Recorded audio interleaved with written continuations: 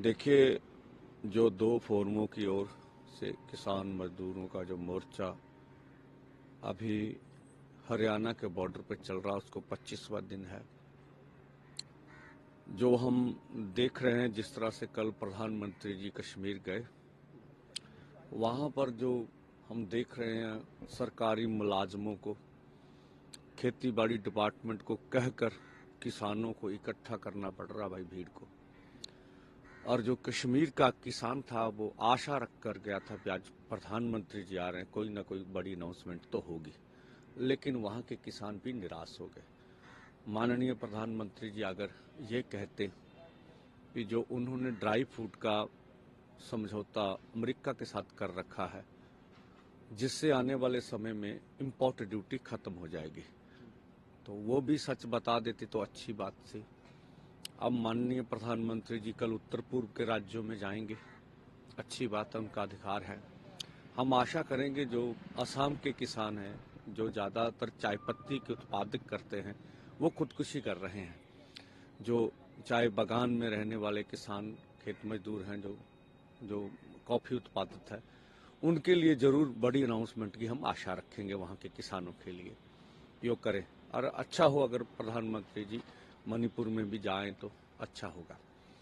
इसी के साथ साथ जो हम देख रहे हैं जिस तरह से चुनावी दौर में स्वयं भाजपा जुटी हुई है, इसलिए हम देश के सामने ये अपनी मत रखना चाहते हैं कि उनको किसान मजदूर का कोई फर्क नहीं है, ना वो सोच रहे हैं। ये आंदोलन बहुत आसानी से जीता जा सकता है, ऐसा नहीं है।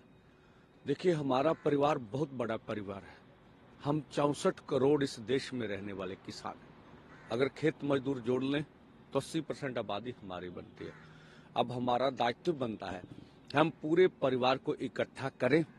अगर हमारा परिवार एक जगह पर इकट्ठा हो जाए तो मुझे लगता कोई भी हमारी मांगे मानने से रोक नहीं सकता हमें। दूसरी बात, चाहे कोई आरएसएस के साथ आम किसान जुड़ा हो, चाहे कोई भाजपा के साथ जुड़ा हो, आपने वोट किसको देनी है ये हमारा सवाल नहीं है। आप किसान हैं, खेत मजदूर हैं, तो आप हमारी मांगों को दिल से जरूर समर्थन करते होंगे। तो आप भाजपा के ऊपर, सरकार के ऊपर अंदर से दबाव डालिए। जब अंदर से दबाव डलेगा तो हमारी मांगे अवश्य पूरी होंगी। और आज हम यहाँ पर, अब अंतर्राष्ट्रीय आज महिला वर्किंग डे है, तो आज हम यहाँ पर बड़ा दिन मनाएंगे। तो आज हजारों हजार महिलाएं यहाँ पर पहुंचेगी। हमारे बहुत से संगठनों के जत्थे जो है रात ही पहुंच चुके हैं नजदीक, तो आप सुबह के बाद आना शुरू होंगे। और हम इसका थीम क्या रखेंगे, इस आंदोलन को जीतने के लिए भारत के ग्रामीण किसान और खेत मजदूर महिलाओं का क्या योगदान होगा, इसके ऊपर हम लोग आज चर्चा करेंगे। जो भी आंदोलन दुनिया भर में जीते गए, उन आंदोलनों में महिलाओं की सबसे बड़ी भूमिका रही है। तो हम पूरा आह्वान करेंगे कि महिला सरगर्मी से इस आंदोलन में कूदे, और इस आंदोलन को हम जीत जाएंगे अगर महिलाएं हमारे साथ आ गई तो। दूसरा, अब देखिए, कल हमारा जत्था तमिलनाडु से चला, उनको टिकटें नहीं दी गई, उन्होंने रेल जाम कर ली गई, मुकदमा रेल विभाग ने कर दिया। एक जत्था हमारा केरला से चलने में कामयाब हो गया। तो देखिए, अब तो ये पूरा जैसे सफेद दिन चढ़ जाता है उसकी तरह साफ हो गया। ट्रैक्टर ट्रॉली का सवाल नहीं है, सवाल यह है कि हम देश की राजधानी में किसी भी किसान मजदूर को घुसने नहीं देंगे। अब 140 करोड़ लोग इसके बारे में जरूर सोचे कि जो सरकार ऐसा कह रही है, जैसे माननीय प्रधानमंत्री जी ने कहा कि पिछले 10 सालों में लोकतंत्र में विश्वास बढ़ा है, तो क्या ये विश्वास देश के किसान मजदूर पर नहीं किया जा सकता? उन्हें दिल्ली राजधानी में जाके आंदोलन करने की इजाजत नहीं दी जाती? अगर ये विश्वास बड़ा होता तो हमें हरियाणा और पंजाब के बॉर्डर पर नहीं रोका जाता।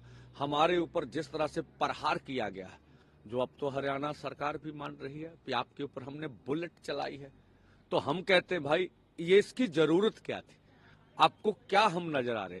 तो मुझे नहीं लगता अभी लोकतंत्र के ऊपर भरोसा बड़ा है। लोकतंत्र से भरोसा भारत के लोगों का और पूरी दुनिया का टूटा है। जो वर्तमान सरकार है, इस भरोसे को तोड़ने में उनका बहुत बड़ा योगदान है। आशा तो रखेंगे प्रधानमंत्री जी देश के किसान मजदूर पर भरोसा करें। ये आप ही के देश के नागरिक हैं, इन्होंने आप ही को वोटें देकर देश का प्रधानमंत्री बनाया है और लोग ही सत्ता पर लाते हैं और लोग ही सत्ता से निकाल देते हैं। तो हम आशा रखेंगे प्रधानमंत्री जी निर्णय करेंगे और हम राजधानी में जाके अपना आंदोलन पीसफुली ढंग से चलाएंगे।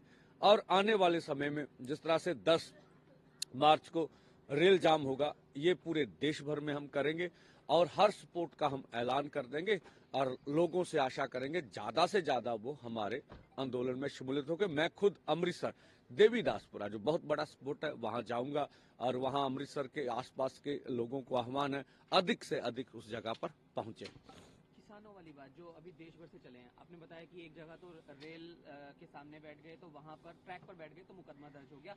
अभी की जो स्थिति है वो क्लियर कर दीजिए कि कितने किसान दिल्ली पहुंच चुके हैं। हमने कल सुना प्रेस कॉन्फ्रेंस में भी कुछ किसान दिल्ली भी पहुंच चुके हैं, दिल्ली में एंटर कर चुके हैं, और डिटेन कितने हैं वो भी टोटल बता दीजिए। देखिए, जो मेरे पास जो पूरी जानकारी है वो 147 किसान डिटेन हुए हैं। अभी तो उनकी संख्या बढ़नी है, आज तो उनसे संपर्क करना मुश्किल हो रहा है। दूसरा, अब जब बहुत से अधिक से जो खाते बंद कर दिए जाते हैं, आपको पता है कि शंभू बॉर्डर पर जिस तरह का इतना बड़ा सख्त जो जैमर लगे हुए हैं, हम तो खुद पत्रकारों से भी बात नहीं कर पाते हैं।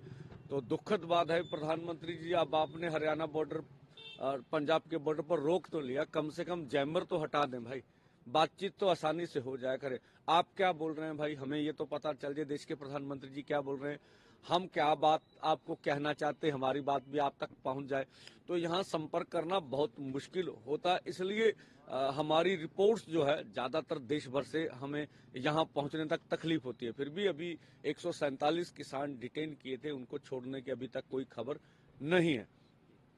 दूसरी चीजें जैसे कि हाईकोर्ट से कुछ हुआ, एक न्यायिक जांच के आदेश भी हो गए हैं, जैसा कि आपको पता है शुभकरण जी के मामले की हम बात कर रहे हैं, और साथ साथ शुभकरण जी की पोस्टमार्टम रिपोर्ट भी आई है, तो उन पर दोनों पर भी अपना जो आप है स्टैंड। देखिए, PIL डली हुई है स्वतंत्र लोगों की ओर से, और उसके ऊपर पूरी डिटेल तो मेरे पास नहीं है।